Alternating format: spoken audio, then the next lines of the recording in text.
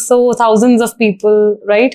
So overall अगर हम 3 pointers करें, ठीक है, तो एक smooth functioning of the mall, जैसे आपने पहले बताया कि डेडिकेटेड टीम, ठीक है, तो ये हम एक लगाते हैं, और 2 कौन से फैक्टर हैं कि जो मॉल को इतना स्मूथ फंक्शनिंग में हमें नहीं पता चलता कि इसमें क्या फ्लॉज है? अलग अलग डिपार्टमेंट्स अपना काम करते हैं।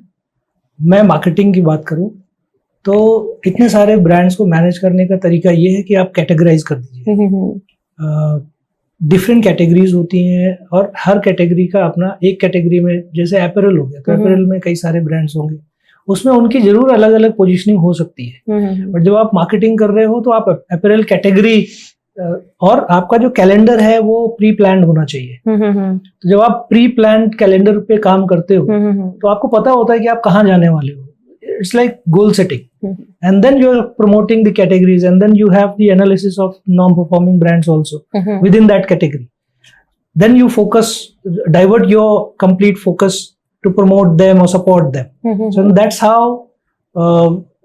the harmony can be created. आपने, मुझे याद है, एनुअल इवेंट भी कराते थे, ठीक है, तो एनुअल इवेंट कराते थे, पूरे मॉल का स्टाफ होता था, करेक्ट। तो क्वेश्चन ये है कि मुझे क्यों चीफ गेस्ट बुलाया आपने?